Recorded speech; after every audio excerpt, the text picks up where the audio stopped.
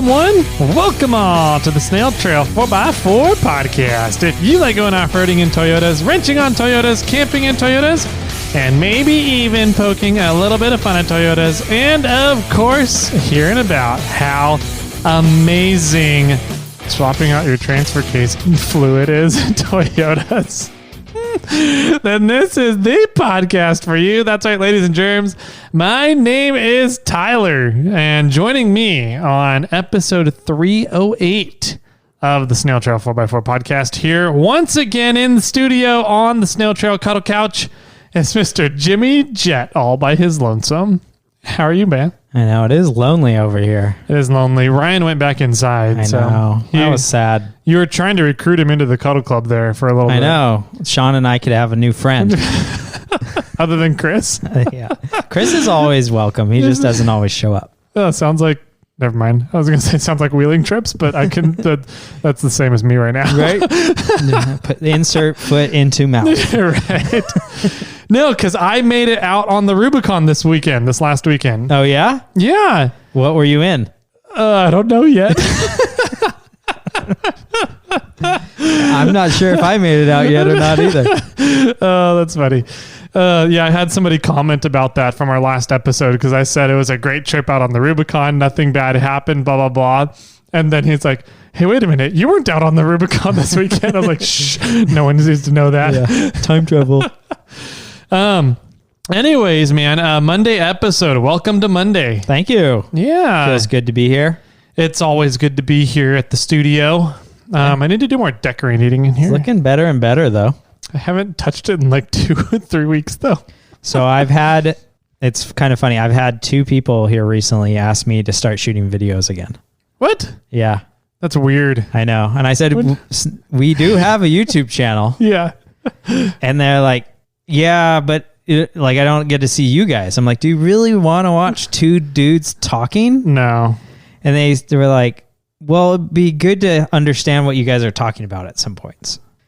Actually, and bringing that up, even Hustle Nuts told me that in episode, what was it, 302, 304, when we had Gear Wrench Corey in the studio. Mm-hmm. I guess we talked a lot about the EVA foam trays, and we didn't describe them very well. Oh, because we were looking at them and talking about them, but we weren't describing what we were looking at.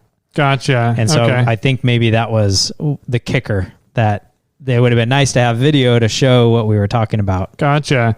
But that's not our giveaway this week. It is not our giveaway this week. Nope. What was our giveaway this week?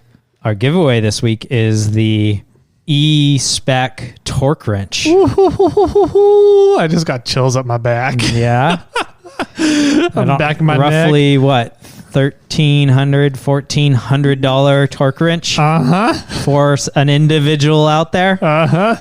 It will remember every time you tighten something. It'll log that away electronically. Yep. It has an immense amount of different features inside of it. It does the lights and vibrates and screams at you, and not only lights up on the screen, but has the what they call it, runway lights yeah, on the sides. So if you're not looking directly at it, you can see it on the sides when you get to the specific torque. I gotta say, man, I used my electronic torque wrench last week assembling the T cases, and it's nice just to see a visual difference between green and red. Yes, it is. And not have to rely on a click. Yeah. And not only that, but have, the vibration and then the beeping and the audible sound all happen all at the same time. So the electronic version of the torque wrenches is miles ahead of the old school click versions. Oh, 100%. I don't think I can go back to click ones. I have a click one for my trail kit. Okay. But it's more of a breaker bar now. Yeah. Nice. Yeah. So this week is the E-Spec torque wrench, 1/2-inch drive, removable head. Oh yeah, that's cool. That was another kind of feature about this torque wrench, is that you can remove it, and it comes with a solid head and a flex head. 120 tooth. 120 tooth. Super nice, smooth. But not only that, is you could actually, if you want, you can go out and you can buy some like crow's feet or other adapters that fit on this torque wrench, so that you can use it in multiple different ways instead of just sockets. Yep. Yeah, it's really neat the way it was set up. The modularity of it comes with a couple extra battery packs. The batteries are all rechargeable. It comes with a recharging stand for the batteries. Or it comes with the battery pack that you can put batteries into. Yep. Also. Yeah, it's another really well thought out piece of equipment here from Gear Wrench. So I'm sure everybody now has the big question: how do they win it? Yes. How do I win it? How do you win it? How do I win it? Because I want one. So you can win by going onto the Snail Trail 4x4 Instagram page. And there should be a photo of the E-Spec torque wrench. And then all you need to do is make sure that you're following Snail Trail 4x4, following Gear Wrench Tools, and then make a comment down below tagging 3 friends. Yep. And that makes you entered. Yep. And no tagging Donald Trump and Ariana Grande again. Yeah. Well, this one you can tag whoever you want, kind of. Because, I mean, our next one's going to be tag a friend, and then they win. Both win, true, right? Yeah. So if you tags on that one, like, we're never going to get a hold of Donald Trump or Ariana Grande to give them some tools. But this one, yeah, tag away. You can enter as many friends as you want. You can enter as many times as you want. You know, I think last year... Everybody needs to tag Dak Shepard for us. Yes, Dak Shepard and Richard Hammond. Those are like our two, what do you want to call them? What's Bucket it called? List meets? Yeah, okay, that'll work. I was going to go with what's it called when you have a celebrity that you're allowed to have sex with? Oh, top free 3? Yeah, that's another way that they say it. Okay. But there's another term for it. I forgot what it was called. Hall pass? Hall pass. Hall pass. Yeah, that wouldn't have sex with Dak Shepard. Yeah, that doesn't work now that I say it. Those are our ideal interviewees. Okay, if you say so. I'm kind of wondering. You'd rather have Dax Shepard be your hall pass? No, I'm wondering about you thinking of Richard Hammond as your hall pass now.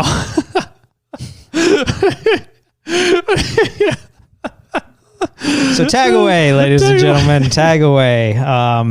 Find the picture of the E-Spec torque wrench on Snail Trail 4x4 and tag 3 friends. Follow Gear Wrench, follow Snail Trail 4x4. And that gets you entered. A chance to win. We'll do a random name generator thing that we've done in the past. And we'll figure out who wins. Cool.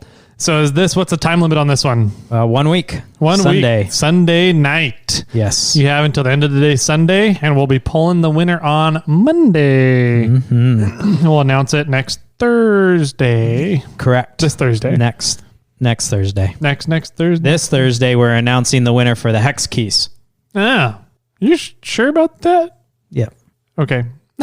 It's a little confusing. I'm very confused. But yeah, so this week on Thursday, we're going to announce the winner for the hex keys. And then while the E-Spec giveaway is going on. Cool. Awesome. Just like last week, we had the winner for the screw extractors while the hex keys giveaway was going on. This is beyond my skill set. I'm trusting you. You trust me. Okay. I've led you nowhere but badware. But badware. Nice. Oh, man. All right. So 1/2-inch E-Spec torque wrench up for grabs. So make sure you guys go and do that. And then we have another giveaway next week. So make sure you're listening next Monday's episode. Yes. Let's see. All while we have the giveaway that's on the Snail Squad happening as well over on iRate 4x4. You can go and sign up over there. $10 tier, enter the giveaway, and we are giving away a 26-inch toolbox, upper and lower sections, and the 5 EVA foam trays that we talked about a little bit earlier. The one we didn't touch on was the ratcheting wrenches. You get a plethora of standard-sized length ratcheting wrenches and a bunch of spaces to add stubbies. Nice. So Snail Squad, to get entered for that one, Austin made an awesome change. That's right, yeah. To the iRate 4x4, the Snail Squad forum under Snail Trail 4x4. So essentially we have the Snail Trail 4x4 forum, and then there's another sub forum under that called the Snail Squad. In order to get access to the Snail Squad forum, which has some fun discussions going on, you got to get entered for the Snail Squad. And that's all right there underneath the first Snail Trail 4x4 forum on iRate 4x4. So if you're accessing it from a computer, as soon as you pull up the forum, the options are right there on the right-hand side of the screen. If you access it on a phone, a mobile device, it's going to be at the bottom of the page. So take a look at that nice user X that Austin added to the website to make it easier to find that. So Definitely. yeah. Thanks, Austin. Yeah, thanks, buddy. Let's see. What else do we got going on? I had a question. Okay. You got in some prototype panels for Snail Armor. I did. What did you get in? Because I saw a picture with like 5 different panels stacked up. Oh. I got the Gladiator panel, Okay. which I've got to move some holes like a 1/16 of an inch Okay. for it to be perfect. I got in the first gen Forerunner panel. Okay. My laser cutter forgot to cut the second gens. Sorry, Tyler and Sean. And then I got in a Raptor Oh. and Ranger Okay. panel. First prototypes of those. Nice. Do you think the Raptor would fit the regular F-150 if we took the stripper pole off? I don't know. Huh. We could try. I could bring it down one time. Yeah. Let's do it. We could do some general measuring, and I can go back and see. Compare. The Raptor panel it's long. It's like, I forgot how, it's like 3 inches wider Oh. than the Tundra. Really? Yeah. Wow. It's crazy. I thought I might be able to fit it in the same box, but nope. Wow. Okay. But they're the same height. They're both 20 inches tall. Mm-hmm. But that's much wider. Interesting. It was interesting. I mean, I know to see that the one of the big selling points of the Raptor is that it's a wider vehicle. That's what the thinking is behind doing the Bronco Raptor, right? Which you're gonna get I don't know yet. My dealer told me not to because it puts you at the end of the list because it'll again. put me at the end of the list again. But I'm still kind of like, if I'm waiting another 2 years anyways, like, Right. might as well. I don't know. I still don't have my Bronco, and I'm being sour about it. Fuckers. Ferd. God damn it, Ferd. I've been looking at 1976 Ferds. Yeah, I don't know, man. I might have to. No, I can't. The secretary's already sold on the Bronco. I was like, I may have to cancel my Bronco order and just go get a Tundra. Yeah. But yeah, I don't know. We'll see. We'll see what comes out here over the next few years until I get my Bronco. Yeah. So just by thinking about it right now while you're talking, I don't think the F-150 and the Raptor will fit just because it is so much wider. Yeah. So I wasn't but sure. I wonder how close it is to a Tundra. The bolt good hole question. locations would be different, but Yeah. overall length and width might be pretty close. Yeah.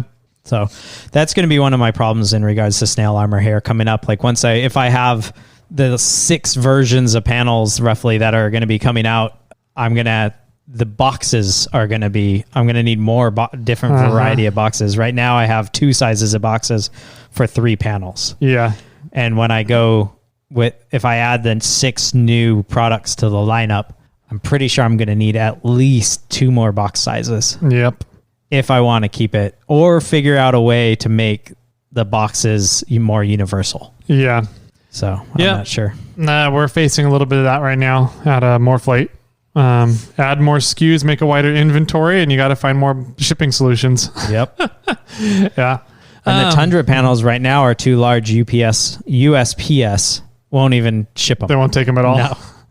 I had and maybe I shouldn't voice this on air, but I had a mistake on a Tundra panel, and the guy wanted to exchange it for something, and the only shipping return that was available was USPS, and it would have cost 5 times what I sent it there for. Wow. So He couldn't ship it UPS or? I shipped it UPS. Okay. But on Shopify, they only have returns with USPS unless you have unless you have accounts with other services. Okay. And I don't have any other I don't have an account with UPS or FedEx or DHL or whatever. Shoot me a text. Okay. What should the text say? Hi, Tyler. Hey, Tyler. Can I borrow your UPS account? Yeah. So anyway, so that there's growing pains. Yeah, for sure. Growing pains they're again masochistic, right? They're frustrating, but I love them. No, that's you. I want everything to be simple all the time. I'm weird. Simple all the time? Yeah. I was just talking about to the mini assistant about that. Okay. Because she was upset about how swim practice. She's in swim lessons, and she was hitting the lower. We gave her the swim lessons are typically 2 weeks on the ones that we entered her in, but we did an accelerated 1 week lesson, and it was easy. And then so we moved her up to the next level where now they're learning backstroke, and she's like, "It's really tough. I don't like it. I don't want to do it anymore." And I'm like, "What? What? That makes no sense." Yeah. She's like, I liked it. I want to move down. I liked that one. And that's how I was having the discussion about how learning things can be difficult, but it's good to learn things. Yeah. Gotcha. So I was sort of making fun of myself by saying, I want to do it all the easy way. Nice. Got it. Good job, Jimmy. Thank you. Oh, man.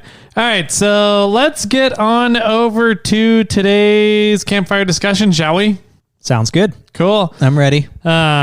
Yeah, so it's going to be, I think, a good one. I have a rant to start it off with, so we'll get in there. And that's all I got, man. So grab your favorite drinks, grab your favorite snacks. I like Airheads, so just let everybody know.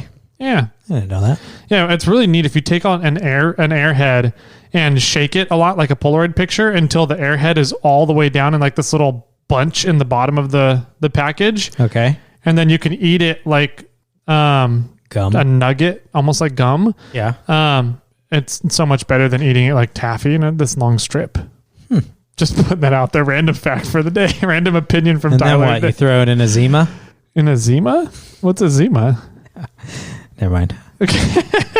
All right. Grab your favorite snacks out there, ladies and gentlemen. And we'll be right on back with today's campfire discussion.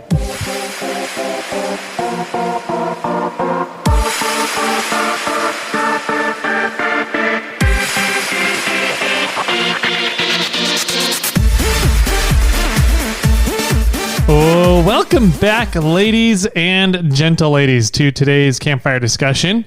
So we were talking a little bit off air about drinks. Okay.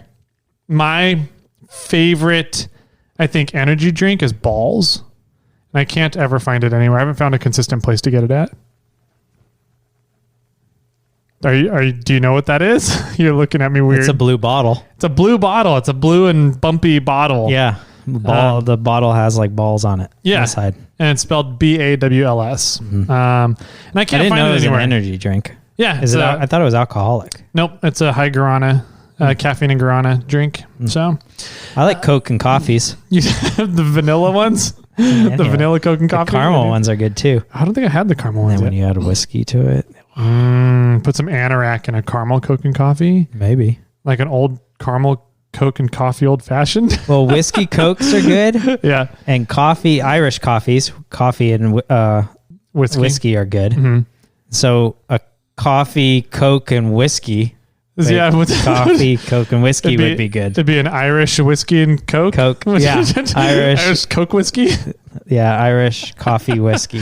Oh man. Anyways, we digress. So balls, and I don't know why I just brought that up because it was a fun fact. Another fact. One of my favorite snack foods and one of my favorite. Did we drinks. see those in Moab like 2 years ago? When did you buy some? I don't remember when I bought those, but like it was at an obscure store that I don't remember. Like it's not one I. It was a random store, and you walk in, and you came out with one bottle, and you're like, "They've got balls," and we're like, "Okay," and then you like put it down, you're like, I'm going to go back and buy the rest. And then you went back into the store and bought like 5 more or something like that. Yes, that sounds like something I would do. Like you're so stoked, but you didn't realize it. That you're like, I don't ever get these, and I bought one. That was stupid of me. Why don't I buy more? I don't remember where that was, but I still haven't found them anywhere in Sacramento. So yeah, my Coke and coffees are hard to find. I only find them at like gas stations. And I found them at Safeway one time, but I haven't looked again since that one time. Yeah, they're at the Bel Air near the assistant's house, but they're not at the Rayleigh's near my house. Or the shop, my shop. Okay. Yeah, it's funky. Yeah. Like in Bel Air and Rayleigh's, I think are the same company. The same company, yeah. You know, so it's Nob Hill. Yeah, I don't know. Whatever. Anyways, Vons and Safeway. Yeah, we brought that up because I wanted to have my favorite drink for this campfire discussion, and we don't have any, and I can't find them. We could open some Old Elk. I'll think about it. Okay. I do have a rant though. I wanted to start this off with a rant. Oh, I thought that was the rant. No, not quite. I don't get my balls. I don't get my balls. No, my rant is that a lot of people call summer season wheeling season. Yeah. What's wrong with that? It's not the wheeling season. When is? Snow, winter. That's snow season. Snowmobiling season. No. That's snow wheeling. That's wheeling season is then the snow. No. You just said it. No, that's snow wheeling season. It's still a wheeling season. You can't just say wheeling season is starting. Wheeling season is year round. No. Yes. If you're not wheeling there's year a round, snow wheeling season. There's a maintenance season. There's a wheeling season. There's a maintenance season. I disagree. Wheeling season is year round, 100%. And that's my rant. So what are you doing right now with your rig? I'm trying to wheel it. You're in maintenance mode. No, I'm not. I'm trying to wheel it mode, and I keep breaking stuff. Yeah, because you missed that maintenance season. We don't need to talk about what I do here, Jimmy. Yeah. Yeah, don't listen to Tyler, or do listen to Tyler and realize that he doesn't what I do. Do his maintenance season. I try and maintenance as I go, which doesn't always work. No. And I think most people see winter as a long-term project session. I agree. I think a lot of people do. Which is the opposite of you. Exactly. You would rather have your rig during winter, and during summer, you'd rather rip it apart and build it. Kind of, yeah. I mean, I love snow wheeling more than I like rock crawling, but all the people that I like hanging out with prefer rock crawling over snow wheeling. And so it's kind of like I either... What does that say about the people you like hanging out with? That they're fucking weird. Maybe you're the weird one. No. That's not how statistics works. Yeah. The mass majority of the people are odd, while the solo person is normal. Exactly. Mm-hmm. No. And so, yeah, I mean, it's like go wheeling during the winter by myself, or go wheeling during the summer with everybody else and take my rig down during the winter to do maintenance and stuff. And it's, it really makes me sad when I can't go snow wheeling. But then it also makes me sad that I miss out on trips during the summertime because I break stuff and stuff doesn't stay together because I don't maintain it. Yeah. Anyways. So you're missing that maintenance season. I am, because there is no maintenance season. What about when snow melts and trails are muddy? That's a good time to do it, but then we go to Moab during that time. True. So it's like, I got to get the rig ready for Moab. And then you break leaf springs. And then I blow up everything at Moab. Oh, man. Man, how lucky are we that your transmission didn't go out on that trip after we had fixed it? Holy fuck. Are you kidding me? We would have had to have swapped over the leaf springs and you would have been pulling me out. Probably. Yeah, the whole way. Or we just had Lee pull you out or something. Yeah, that's true. We could have had Lee do it. He's got a big old fat heavy rig. Mm-hmm. Or we could have had, I forget what his name is, the guy in the FJ Cruiser. He could have pulled me out too. He's got a nice big heavy rig. No. I know it wasn't Big Carl. No. I don't know. Anyways.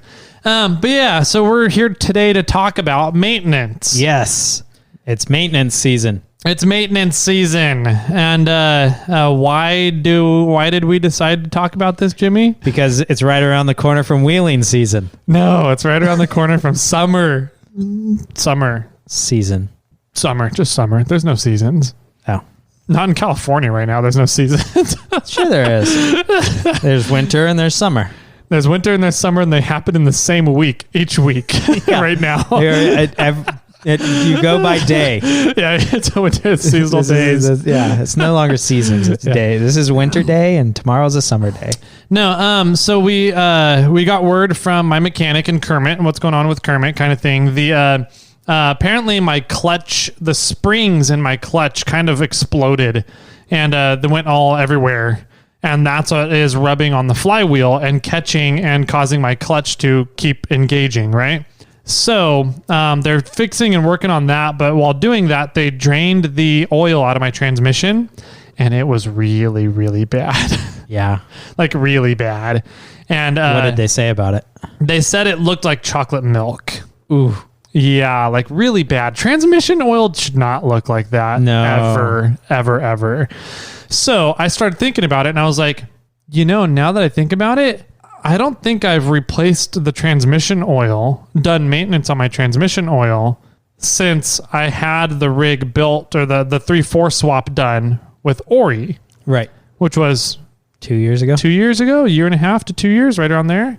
So like over a 2-year period of, just going out and off-roading, I've probably driven the rig in that 2 years, 5,000 miles, 4,000 miles maybe. I was going to guess 10. You think that much? 2 years? Yeah, I drove 2 years. Well, yeah, I don't know. I drove Bobcat 700 miles last year. Yeah, so I mean, like in 2 years. But I tow Bobcat to the trails. Yeah, so sometimes. And I don't drive him nearly as much as you drive Kermit. Yeah, maybe. Okay. I don't know. I'd be 5,000. 5,000. Let's just say 7,000 for sake of argument. Sure. Should a transmission oil look that bad in 7,000 miles? Nope. No, it should not. And so this is the problem, though, and why we're doing this topic is we need to be doing our maintenance. Yes. And complete maintenance. And then this is why. So that what's going on with your rig. We put our vehicles under a lot of different stresses out there. Oh, absolutely. In very remote locations a lot of times. And a lot of times on trips with other people where the goal is to have a good time. We don't want to be sitting there having to tow vehicles out of trails. I mean, it happens, and we're happy to do it for our buddies. It becomes some fun for some people. Right.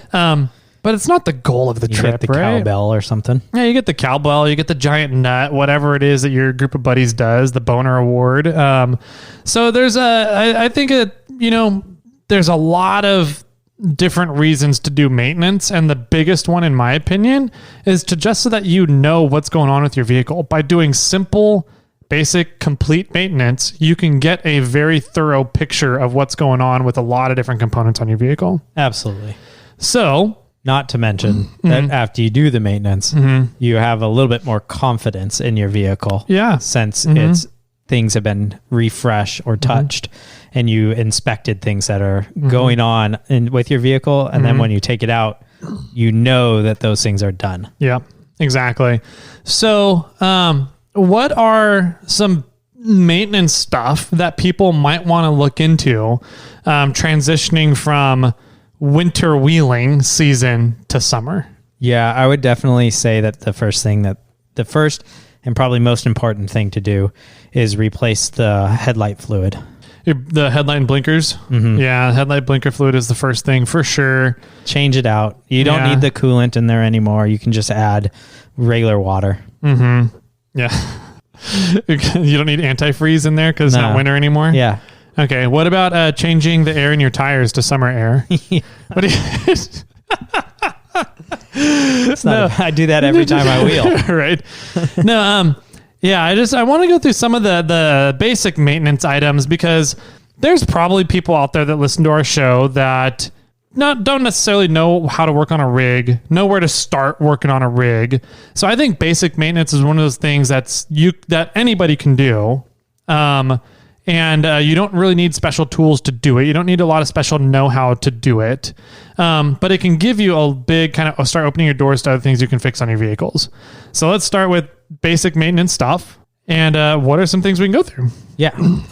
I would start I do Bobcat's fluids once a year for the most part. The differentials, the transmission, the T cases, the engine oil.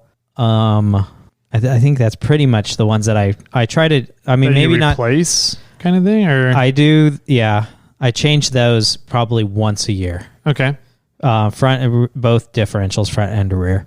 I don't do the coolant. I just look at it to see how it is, if it's full. But I do look at my coolant. I mean, I do open it up and see if it's... You check the level? Yeah, check the level of the coolant and make sure that it's above the fins or, near the top of the radiator, just to give an idea. But I do know that I'm pretty sure coolant does go bad. Oh. I think that there is a sort of I want to say there is a limit with a lot of the additives being put in coolant nowadays. It's supposed to be pretty high mileage, like 100,000 miles, something like that. That makes sense. Okay. Yeah. Yeah.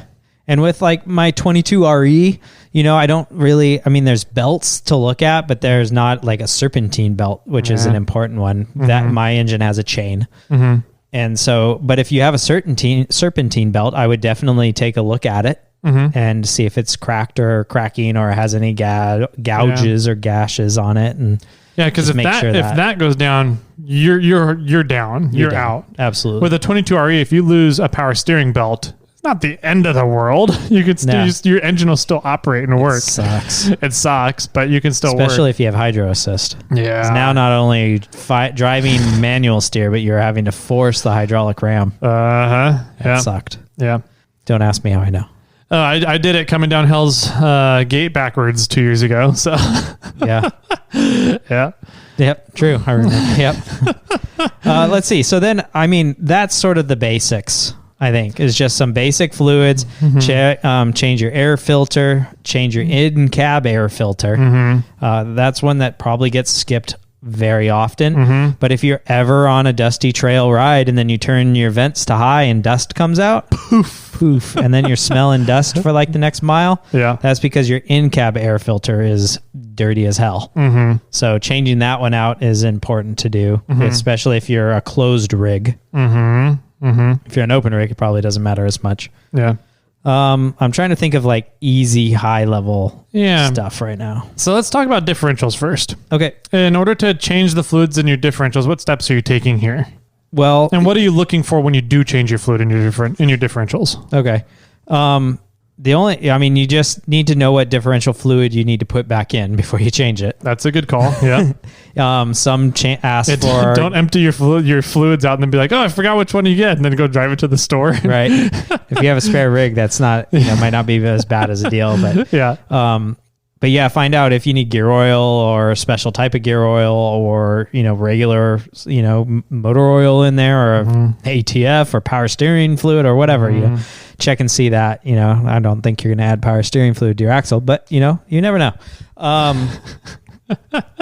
So a lot of limited slip differentials need a specific formula, a specific weight of their gear oil, mainly because it's essentially a centrifugal clutch pack, right? So those clutches need to be able to operate and move against each other correctly. Most other locker styles or open differentials, you can put pretty much whatever you want in there. Within reason, but limited slips are the big one you need to watch for. So good call. Yeah. From there, I would definitely have the right size sockets or breaker bar, and you need an oil catch can. Yep. And then, you just break it loose. And I usually undo the filler first. That's a good call. And then I undo the lower drain plug, because then air gets sucked in as fast as the oil is going out. Yeah. So it doesn't do that sloshing, glopping, glooping motion as bad. And then I really like to watch the very first inch that flies out. And I look in, I try to watch it fall into the pan. And then I look at it as fast as I can, because more is coming out. You're just looking to see if it's metallic, if it has glitter in it. Yeah. Also, if you have a drain plug, and if you don't, I would highly suggest upgrading to the drain plug that has the magnet on it. Yep. And look at that and see how much metallic stuff's on there. There's always pretty much going to be some sort of level of metal and metallic on there. But if it's mounding up, it's not just this little flat, amount of grit on top, but it has this mound, then something's is happening inside of there that things aren't completely aligned correctly. Yeah, 100%. And that's one of the things I wanted to get to is, by doing this maintenance on your differentials, what can you tell about your differentials? Yeah. And that's the big one, right? Is you're looking for metal in your gear oil. And if there's a lot of metal in there, another good, interesting way to look at it, I've seen people take magnets and put it up to the stream of oil coming out of the differential, and you can move the stream around using the magnet. Oh, interesting. And that's another way you can tell there's a lot of metal in the oil if you're not seeing glitter stick necessarily. The magnet in the oil that's coming out and just see what's see what gathers up on it. Yeah, that's another way. So, that's a good one. And then once it's drained out and you kind of know what's going on, to fill it back up, you just release the fill plug, put the drain plug back in, and just keep dumping oil into your differential until it starts coming back out the fill plug, really. pretty much. Yeah. Some are differentials are different setups. Yeah. Some don't have a drain plug. Some, True. I think everybody has a fill plug, Somewhere. but some you don't fill up till fluid comes out of the drain plug. Mm-hmm. Right. I even think the Toyota ones, you're supposed to be like 1/8 of an inch below the drain plug. The fill plug? Yeah. Or excuse me, the fill plug. Yeah. You're not supposed to be completely full with it flowing out, even though that's pretty much what everybody does. Yeah. But there are little nuances to each axle. Yeah. And same goes for your rear axle, in that, front or rear, kind of same scenario. I don't change my front axle as often as I change my rear axle, because my rear axle I drive around on. And for Toyotas, none of the interior parts of the axle move if you have hubs that you can unlock, and our T cases don't spin when they're in 2-wheel drive. So it has a less movement, less use on the front axle. So I really don't. A lot less. Yeah, I don't change that one nearly as often. I'd still probably do it once a year. But I do change my rear axle probably a few times a year. No. And depending on water crossings and adventures that you kind of go on, Especially from the snow wheeling. Exactly. From snow wheeling season to the wheeling season, you need the rock crawling season. Yeah. I mean, I would probably for sure change those out, just because you don't know if you did go into puddles or go through watering holes, or how much water got into those axles, and even if you do have a really tall breather, tube, there's still chances of water ingress through the hubs or one way or another. And you just got to pay attention to that. Yeah. I feel like no matter what you do, no matter how many seals you have, if you're doing water crossings, then you should definitely be checking everything associated with your axle, from water crossings.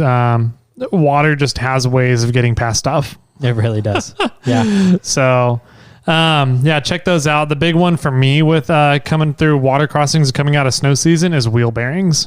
Yeah. And that's actually, I was going to go there next. Nice. I think a good trick to understand about wheel bearings is lifting one of the sides of your truck up and having the tire be free, and then grabbing the top of your tire and the bottom of your tire and rocking it sort of towards the vehicle and away from the vehicle, and seeing how loose that is. And if it's loose enough that you can feel like a clunking in your hands, then your wheel bearings are most likely bad. They could just be loose, but if they've been loose for a while, then they're probably bad. Yes. And that's just a quick and easy way to check. To get an idea if something's okay or bad. The best way to do it is just to dive in, open up your axle, open up the, your knuckles or your hubs, and get in there and look at the bearings. Yeah, I agree. And really for me, it comes down to, on Toyota semi-float axles, right? Toyota mini truck axle, the rears, IFS width axles, whatever you're looking at for Toyota stuff. I usually will make those wheel bearings. I'll get the sealed ones. Yeah, absolutely. I would say most of the time they are sealed. Okay, good. I wasn't sure if they didn't come in sealed ones, but but like on the fronts though, where you're sitting on a spindle on the front or full float stuff, pull those apart and re-grease your bearings. Take a look at physically, get eyes on the bearings, the roller bearings there, the cages, make sure it's all good, and repack it after the wheeling season. Yeah. I'll just go on record here, and I mean, somebody please prove me wrong. But I have the trail gear, long fields with the gun drilled, and that has the Zerk fitting on the outside. Yep. My concern with those is that you can undo the hub real quick, and you can attach, your grease gun to it, and then you can fill it up with grease, and you consider it good, right? And you're like, okay, I greased that part. That's fine. My thing is, you don't know first of all, you don't know if it's good or not. You're hoping, I just added grease, everything should be great. Yeah. The second thing, besides, not having an idea, but if you do that too much, then you just add too much grease. Yeah. And now you have pressure pushing against your seals. Yeah. And the grease and everything that's inside is going to blow your seals. Yeah. Because you added too much grease. It could be in there. Yeah. And you don't know if you've added too much grease. Yeah. Because it's not like it's going to come back at you. And you're not supposed to fill that void with grease. Yeah. So I think it's a great idea, and it's a good quick prevention, but I do feel that you should not use that Zerk fitting on as the solution to solve your problems of what's going on in your axle. I agree. Especially for Burfields, RCVs, if you have a way to, I don't know if RCVs do that if they're gun drilled, but most aftermarket Burfields are all gun drilled nowadays. I just remove the Zerk fittings, because I'm I don't want to rely on that at all. No. If I'm going to be concerned about my Burfields, I'm just going to take the whole freaking knuckle off. It's not that bad. It's a lot of bolts to undo, but I've eliminated all my cone washers, so it's not that bad of a job for me to get into mine. If you have cone washers, it can be a pain in the ass, but once you get really good at cone washers, it's not that bad. The trick of cone washers is apply axle grease, or heavy, wheel bearing grease to them before you put them in place. Yeah, I agree. So then when it's time to get them out, they're not rusted to the part that you're trying to, get apart. Yeah. So, and that's an easy, quick solution. And then usually a few taps of the hammer around where the cone washers are, and then they'll usually pop loose. Yep. Either that or get a brass drift. And hit the studs, the ends of the studs, and that'll knock them loose too. So there's lots of little tricks to get out cone washers. The main point is get eyes on your components, right? For your maintenance stuff. And don't do like me and just assume that it's good. So yeah, there's get eyes on stuff. Maybe this is really jumping ahead, but you drove your truck until you blew up bearings in your T case. Yeah. I thought I was hearing something in my T case and completely ripped it apart. And there's nothing wrong. Right? Two different ends of the spectrum. I'm something's bad. I got to fix it. Yeah. I'm just which is another reason I like wheeling without music. That just takes away from the ambiance. Yeah, it probably would have saved me $600 too. Yeah. Right. Oh man. So yeah, okay. So wheel bearings is a good one. Oil levels is a good one.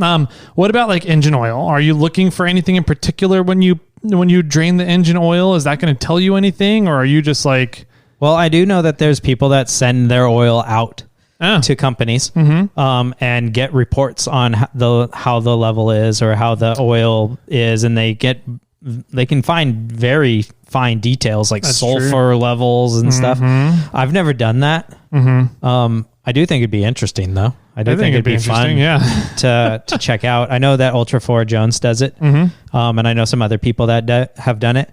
I do know that Sean Spaghetti said that he was going to do it. And then he was going to add best line to his engine. Oh, and then do it again. And then for the next oil change, then he was going to send it out and see if there was a change in the readings. That would be fascinating. Better or for worse. Yeah. So I thought that would be interesting to hear the solution or the outcome of that at some point. So you can use the oil, send it out. You send out a vial or something to a company and they give you reports. But as a quick view, I think you're just looking at how dark the oil is. If there's visible metallics on, in the oil when it's draining or on the plugs or the drain plug. Besides that, I can't really think of anything too much.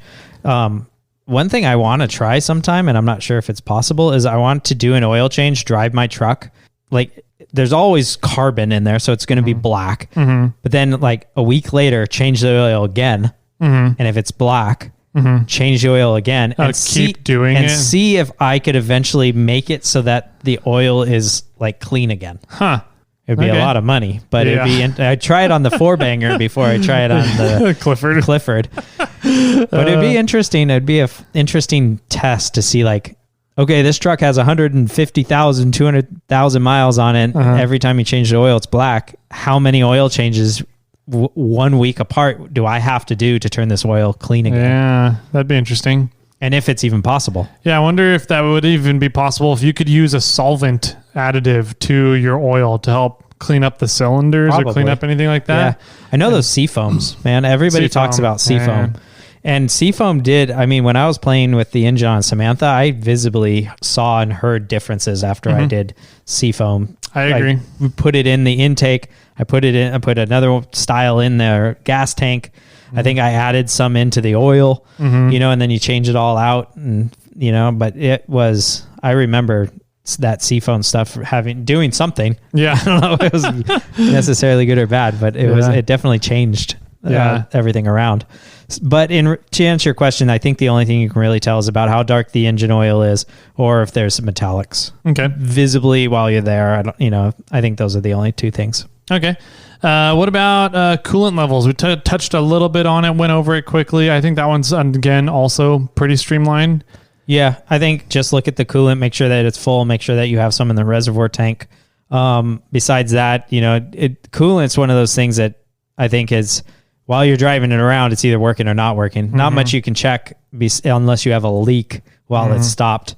I don't know. I can't think of too much with coolant. Do you know of anything else? Not much else. The big thing with coolant is if you want to do a flush of your system, then you want to look and see if there's any rust particles showing up in the bucket that you drain your coolant into. True. Good. Yep. Yeah. And that'll tell you, what's going on in your coolant water passageways in the engine block, and whether or not they're getting rotted out or whether it's all good. If everything comes out super nice and clean, then you're good. If you're seeing, red tinge to anything, orange tinge, pieces of rust dust in it, you've got something going on in your engine block, and you might want to consider doing a full clean and flush as well to get rid of any of that. And I know Bobcat does, because I ran water for so long, where coolant is actually an anti-rust as well. So I was running coolant, and now I know that there's sections that have rust in it. Yeah. Also, another thing about coolant is if you are going to do a flush, make sure that you're matching coolants. Yep. Because if you mix versions of coolants, some of them can coagulate. Yep. And somewhat solidify, and that's really bad for trying to move things through your engine. Yes, very bad. So just make sure that you're matching the coolants that you have or had in your vehicle. Yeah, we've talked about that too, and that's why I use universal coolant on everything. I don't go with HOT or OAT. I just pick whatever the universal one that's option available. So so coolant's pretty straightforward. What about power steering fluid? Yeah, I almost never change that. Really? Yeah, I don't. I don't know if power steering fluid goes bad. As with brake fluid, I bleed my brakes. I check my brakes, and I bleed my brakes occasionally. And whenever I do the brakes, I have to add more fluid. But I almost never check my power steering fluid. I don't know. I think that you need to look at your lines. I know that like my hydraulic lines, you need to keep an eye on if they're cracking. You've got a ram assist or full hydro. Check on those. I carry spare lines with me. Actually, I need to get another spare line because last year on Sierra Trek, somebody blew a line and I gave them a line. Yeah. And so I think that, just keeping an eye on that one. But once again, I don't know if that fluid goes bad over time or not. I don't think it necessarily goes bad, but what I think happens is if your fluid heats up a lot over and over and again, it can essentially damage the fluid. It doesn't work as well anymore through continuous high heat duty cycles. From what I've heard and from my experience, because I'm having issues with this right now, is that the fluid will get very dark colored from when you originally put it in, the more it heats up. And it's almost kind of like motor oil. Motor oil, you're getting more carbon into the oil, and you're using up the lubricity of the oil kind of thing. And power steering fluid is a similar, in theory, right? A similar outcome, I should say. Yeah. And color wise, at least, it gets darker as it's heating up. So that's one way to tell if you have a specific power steering fluid you use, and you know that it should be clear fluid, and it's like a darker color now, you might want to look at swapping that out and flushing that system so that you get new fluid in there. And then maybe that is also an indicator that your power steering is getting hot. Right. And it might be worth it to start looking into putting in a cooler, an inline cooler or a bigger reservoir or something. One or the other. Mm-hmm. Yeah. What about brake fluid and clutch fluid, maybe, if some people are running manuals? Once again, I mean, those are two that I almost never touch. Like I sort of talked about brake fluid. I mean, I usually go around and I bleed my brakes every year just to make sure that there's, no air anywhere that there should be. No blockages. And I look at the brake. When I take all the wheels off, I'm looking at the brakes. I converted the rear of Bobcat into disc so I can easily look and see how the pads are. It's not drum anymore, which suck. Yeah. But the benefit of drums is they do take a really long time to wear down. Yeah. So they're not terrible on that aspect. Plus they work pretty good when it's wet. So, yeah, true. I would agree. I think clutch fluid, brake fluid, which is the same fluid, by the way, .3. So it's just make sure the levels are topped off, really. There's not a whole lot you can tell by those that I've ever heard of. Yeah. Cool. What about what's another maintenance topic, a maintenance thing? Well, I would check your windows.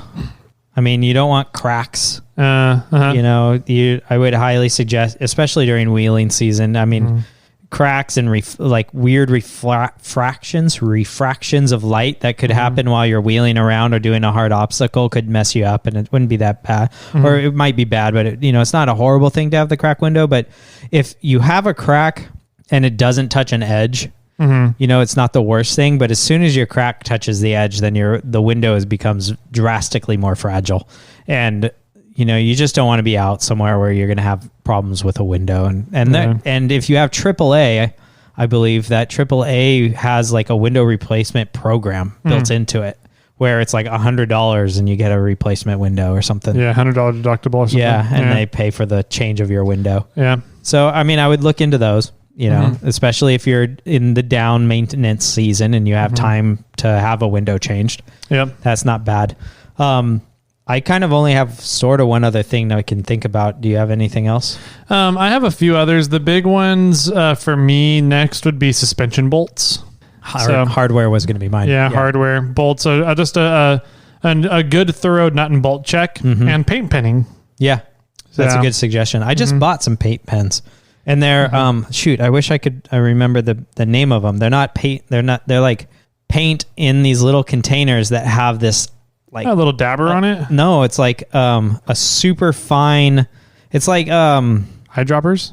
Yeah, they're kind of like big eyedroppers in a way. Okay. I was gonna say super glue. Like super glue has that long nose to it. Yeah. And so, but the nose is like metal, and so it's a very fine line, easy to add on. And I bought pink and I bought a yellow. I was gonna add yellow onto Bobcat, and I was gonna do pink onto Samantha. Nice. Yeah, it's smart. I've had paint pens for probably 3 years. I still haven't used them. And I always keep sitting there. I'm like, I need to paint pen all my stuff. I never do. And it's another one of those, like, I really wish I did, and I just need to stop being dumb and do it. But paint penning is great because it gives you a very quick, easy, and noticeable indicator that something is wrong with your hardware. You're right. So, it takes a little bit of time, but it can save a big headache later on by paint penning all your hardware. So. Right, absolutely. And I think, there's almost no limit to checking hardware. I mean, you can go, to some extent, I would check every single nut and bolt. Yeah. Just do it. There's times when I'm checking my drive shaft bolts. There's times when I'm checking my leaf springs. There's times when I'm checking the U-bolts on the axles. There's times when I'm checking the hubs. There's times when I check my 6-shooter knuckles, the steering knuckles.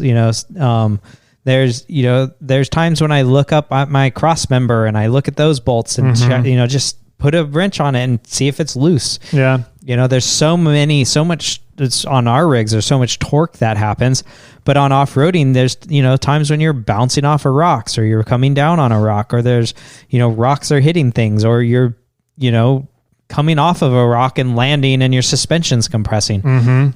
All these things can make a bolt loose, break. And actually, you know what? When I was redoing my leaf springs, I put it in new bushings. I also bought new center pins, and both of my center pins were bent. Really? Interesting. And so it's just, like if you're doing one maintenance, you might as well do all the maintenance. Yeah. And it's like, I'm sure a lot of people go, oh, my center spin's still there. It's still connected. It's still, fine. But then when you actually take it apart and you look at it and you go, oh, you find that your two center leaves are broken. That, or I find that my center pin's broken, and it probably was in the near semi future that my center pin would have broken. Yeah, that's very true. So yeah, that's another good one. I didn't even think of center pins, but that's a good one. If you think about it, your U-bolts on leaf springs, right? We're talking about leaf spring rear vehicles right now. Your U-bolts take a bit of the stress of the leaf springs and locating the axle underneath your vehicle, but most of the stress of an axle being located under your vehicle is put on the leaf, on that center pin. The center pin and the U-bolts. The center pin and the U-bolts. And it's like, that's so much for this. Yeah, a lot of that twisting motion all kind of gets put on that center pin. But then your U-bolts and the whatever you want. The arch of the spring and the cap, the thing that holds the springs down. Yeah, I know that the U-bolts are connect to the spring plate. The plate, the spring. I mean, a lot of stress. U-bolt plate, all that. A lot of stress is put on there too. So, yeah, but I mean it's like that just holds the. It sandwiches the leaf spring, right? And to the axle. Yeah, but that U-bolt plate. Yes. And so it's being held there by friction more than a piece of hardware. Well, whereas the stress of really holding it there, I mean, the friction helps a hell of a lot. Yeah. But it's also, there's the twisting motion of it that the U-bolts are helping to hold that down to your axle. Yeah. Where the center pin is helping to hold the springs together. Yeah, right. That's true. But then the plate also is helping to hold the springs together to some extent because it's being forced. Like we drove out of Moab with that the spring across the way from me here that doesn't have a center pin in it. No, it does not. And granted, we drove very gingerly out, but we were able to drive out without a center pin.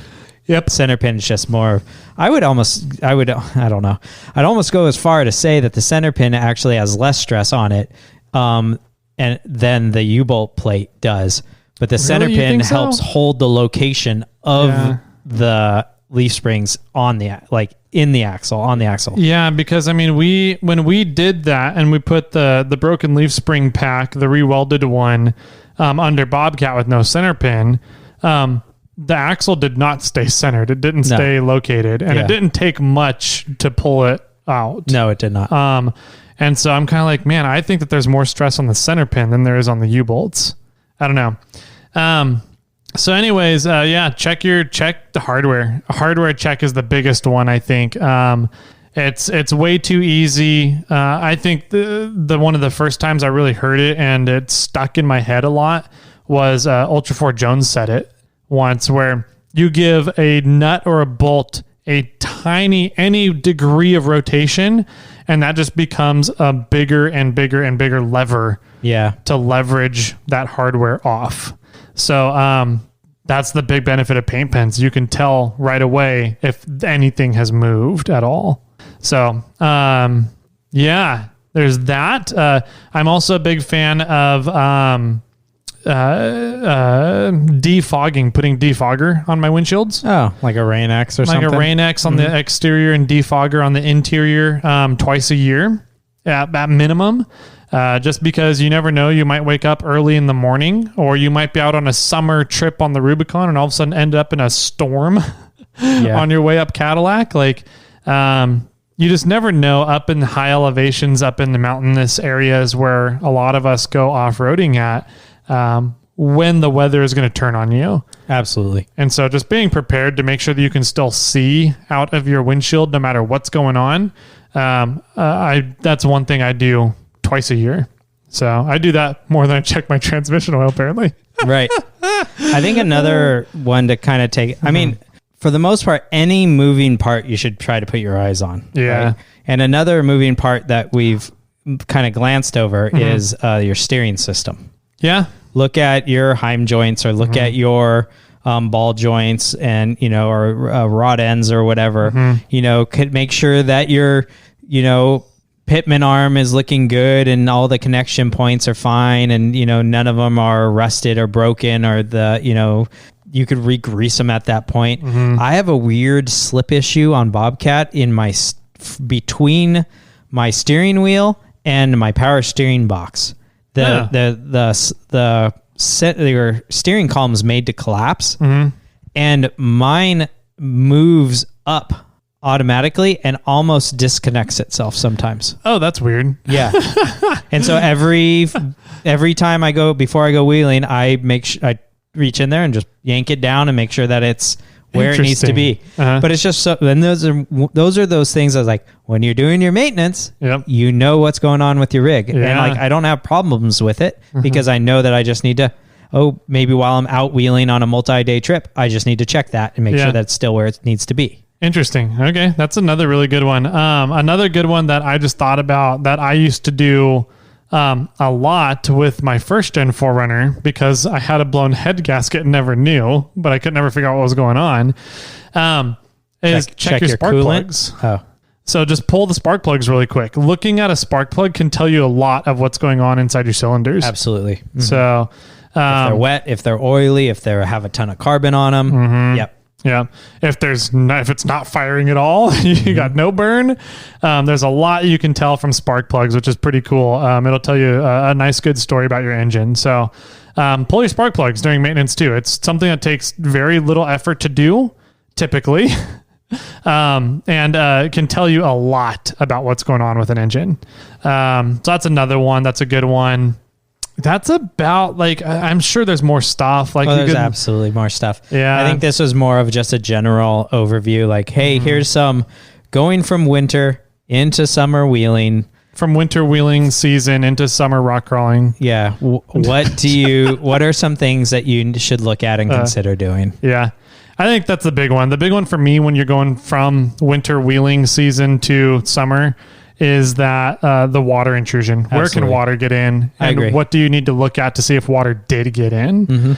Because a lot of our vehicles are made out of steel and metal, which doesn't do well with water typically over long periods of time. So yeah, I think that's a great way to put it. The fact that going from winter season to summer season, you need to concern yourself with getting ready to wheel with no longer having the water around. So did water get into your vehicle? Did it go anywhere? You need to clean your vehicle out and make sure that no water got in there. Right. And then in a way, going from summer into winter, you need to go through and say, you just probably put a ton of stresses and a lot of, wear and tear on your vehicle before you go into winter season. What now do you need to look at, to get ready for the wet season? Did you bang up your rig and bang up your door and now water's going to be able to get in? Yep, a lot of seals and gaskets as you're going from summer into winter wheeling season. So yeah, it's interesting. You just kind of think of what are your things. And if you live in Arizona, the best thing you can do to get ready for summer rock crawling is get rock lights. Make sure your rock lights work. Yeah. So that's actually a great point. I was just making a joke, but no, I mean, they wheel at night. They don't true. Wheel during the day because it's too freaking hot. Yeah. I mean, they go out when it's like 85, 90 degrees at like 2 a.m. Yeah. And I think in any regards, just doing some of those, like, do my headlights work? Do my blinkers work? Do the brakes lights work? Do the reverse lights work? Does my e-brake still work? Does, any of these bare necessities, if you're a street legal rig, I think that some of those things, you need to always be paying attention to. Yeah, I agree. I say that and I don't have any reverse lights. I was just about to say, in studio audience only, how many people has all your lights and e-brakes working? Yeah. Zero. Zero. Yeah. I told the guys at Cruise Moab I would have an e-brake next year. We got to get, I'm telling you, man, those Willwood electronic e-brake calipers, Yeah. those look sexy. All I'm right. so excited for them. Why don't we sponsor or partner with Woolwood? I would love to. Willwood. Yeah. Call me. Yeah. 916-345-4744. Oh, man. Yeah. Yeah, there's so much maintenance you can do on a vehicle, and really doing the maintenance, helps your vehicle last longer, but it gives you more confidence on the trail. It tells you a lot of what's going on with your vehicle.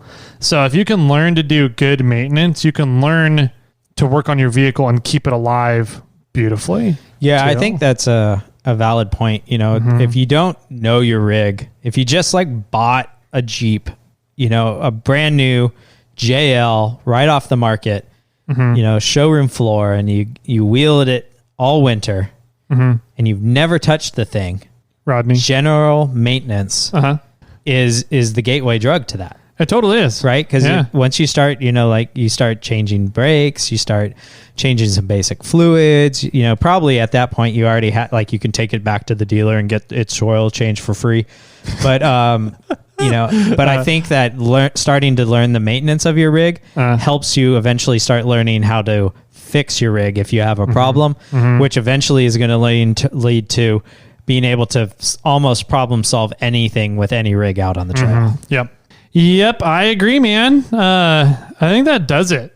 I want to go wheeling now. I want to go wheeling. I want to go rock crawling. I want to go hang out with my friends out on the trails without being the huge liability. That's how I always feel. Oh, that's funny. Well, cool. If anybody has any feedback that you want to give, if you have some maintenance stuff that you really like doing, that is, you know, maybe we didn't mention it, or maybe it's just for a different type of vehicle. Like maybe Unimogs have a different maintenance type of thing because they got to change the portal gears. Yeah. There's got to be oil in there, right? I'm sure there's grease at least. Maybe.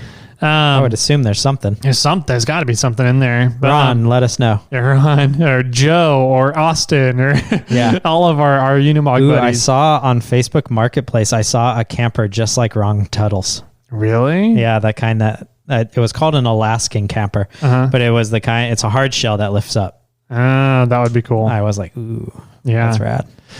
I also saw a Wilderness camper, which is it's a like camper shell that has the top of it pop up to the side, and then a tent rises from it. Okay, and it was a very good price out in Kansas.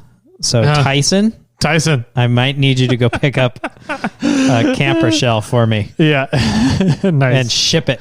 Ship it over here for us. Or drive it. Yeah. And then let's go on the Rubicon. Oh, that would be fun. Yeah. Have them come down for the listeners' run. Yeah. Or just fly it out on the Wheeling Wine and Whiskey's private jet. Yeah, there you go. They won't mind. They're paying for all the gas right now too. So anyway, they've got bills to catch up on, so we'll just write it off. We're gonna keep using the jet until you guys pay your bills. Well, cool, man. Yeah, get in contact with us. You guys know how to do that. It's been 308 episodes now of getting in contact and interacting with Jimmy and I, and we love every second of it. So that's all I got, man.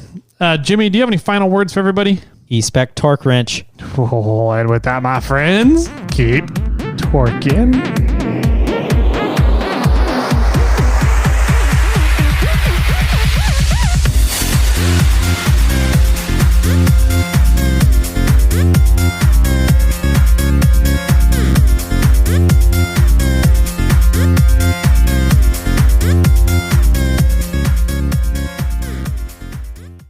I got one for you. Ready.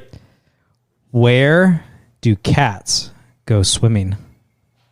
In the kiddie pool. Yay! Nice job. I win.